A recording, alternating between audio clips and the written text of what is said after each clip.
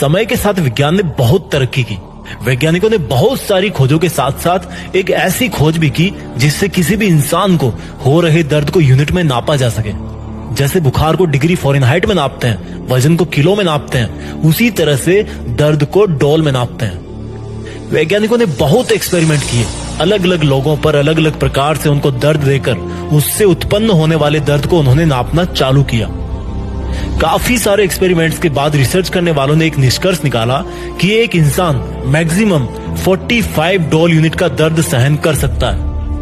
इससे ज्यादा दर्द अगर इंसान को महसूस होगा तो या तो वो मर सकता है या फिर वो जिंदगी भर के लिए अपाहिज हो सकता है। लेकिन अब मैं आपको एक चौंकाने वाली बात बताने जा रहा हूं। एक माँ अपने बच्चे को जन्म देते समय 57 डोल के दर्द का सामना करती है।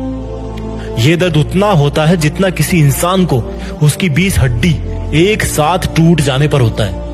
57 डोल का दर्द किसी भी इंसान की जिंदगी में सबसे दर्दनाक और रिस्की काम होता है। एक माँ कितनी स्ट्रांग होती है और अपने बच्चे की जिंदगी के लिए कितना दर्द उठा सकती है, ये बात तो वो तभी साबित कर देती है जब उसका बच्चा इस दुनिया में पहली सांस भी नहीं लेता। माँ के हाथ में भले चूड़ियां होती है, लेकिन उसकी हिम्मत के बराबर इस दुनिया में आज तक कोई दूसरी हिम्मत पैदा नहीं हुई। साइंस तो ये भी कहती है कि गीली लकड़ियों से आग जलाना बहुत मुश्किल होता है, लेकिन मैंने देखा है मेरी माँ को गीली लकड़ियों से चूल्हा जला के हर मौसम में उस पे मेरे लिए रोटी बनाते हुए। ताजुब होता है रसोई के भारी भरकम धुआं से भी अपने बच्चों के सपनों को कितना साफ साफ देख लेती है माँ। जाने किस मिट्टी के हाथ बने हैं उसके, जो तवे पे उंगलियां जलने के बाद भी इतना टेस्टी खाना बना लेती है। अगर किसी भी इंसान को कभी कोई तकलीफ होती है ना, तो उसकी तकलीफ की वजह से अगर किसी दूसरे इंसान की आंखों में आंसू आते हैं ना, तो उसमें सबसे पहले माँ होती है। अगर सीखना है जिंदगी में कि प्यार कैसे किया जाता है, तो देखना एक बार अपनी माँ की तरफ, फिर इतना तो पक्का होगा कि जिंदगी में तुम किसी और का दिल नहीं तोड़ोगे। अगर सीखना है जिंदगी में कि किसी की फिक्र कैसे की जाती है, तो अपनी माँ को तब देखना जब तुम कभी घर आने में थोड़ी सी देरी कर दो और वो तब भी तुम्हें खाना खिला करके खाना खाती है। अगर तुम्हें लगता है ना कि मैं डेली डेली एक ही काम करके थक जाता हूँ, बोर हो जाता हूँ, तो यार एक बार देखना अपनी माँ की तरफ, जब वो एक सुपर ह्यूमन की तरह घर में हमेशा सबसे पहले उठती है। एक चीज का तुम अपनी जिंदगी में जरूर सामना करोगे। देखना, जब तुम बहुत बड़े इंसान बन जाओगे तब तुम्हें चाहने वालों की कोई कमी नहीं होगी।